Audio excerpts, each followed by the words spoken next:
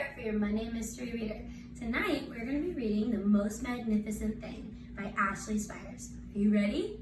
Here we go. The Most Magnificent Thing. This is a regular girl and her best friend in the whole wide world. They do all kinds of things together. They race, they eat, they explore, they relax, they make things, they unmake things.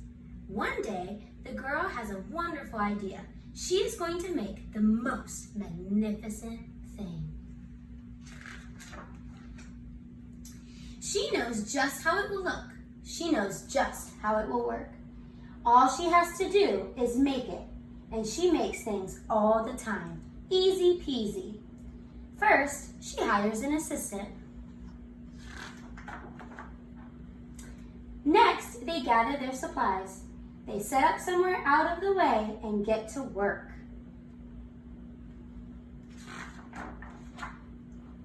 The girl tinkers and hammers and measures, while her assistant pounces and growls and chews.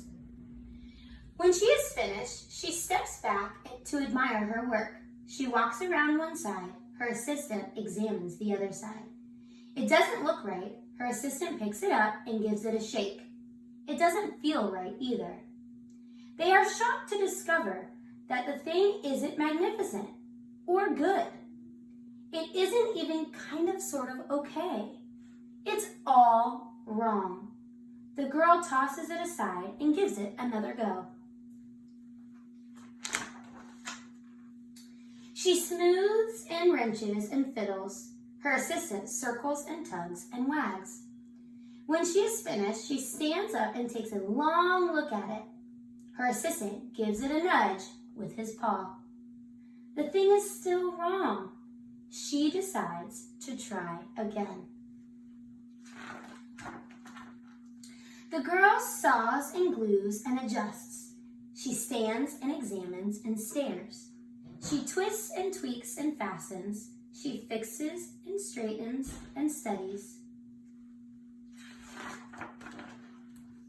She tries all different ways to make it better.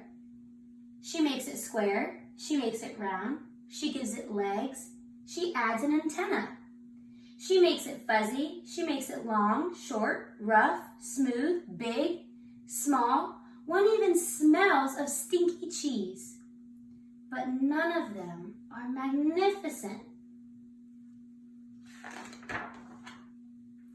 Her hard work attracts a few admirers, but they don't understand. They can't see the magnificent thing that she has in her mind. She gets mad. The angrier she gets, the faster she works. She smashes pieces into shapes. She jams parts together.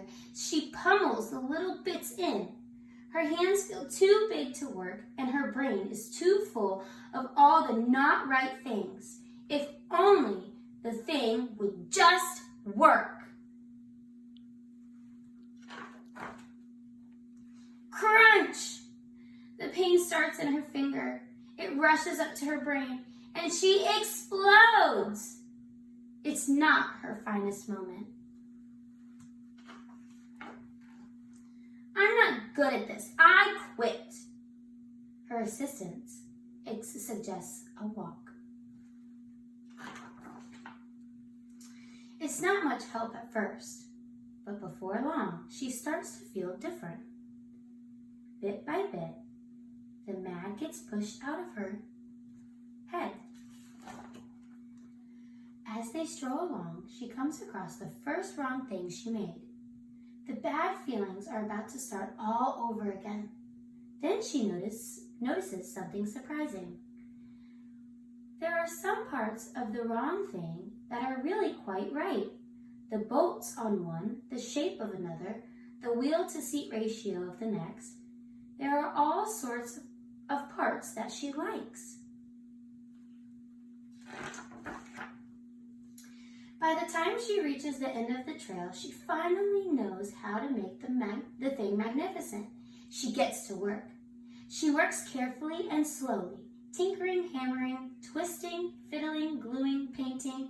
Her assistant Make sure there are no distractions. This one is a perfect thing to ward off bears. This one will stop a leak. This one's all wet. The afternoon fades into evening. Finally, she finishes. She alerts her assistant.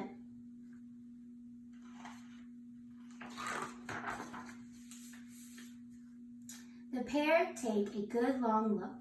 It leans a little to the left, and it's a bit heavier than expected. The color could use a bit of work too, but it's just what she wanted. They climb aboard and take it for a spin. They are not disappointed. It's really the most magnificent thing. What a wonderful book that is. It makes me think of what is so magnificent to me, and I know that when things start to get very, very frustrating, I'm going to always try my best, just like you do. Have a great night.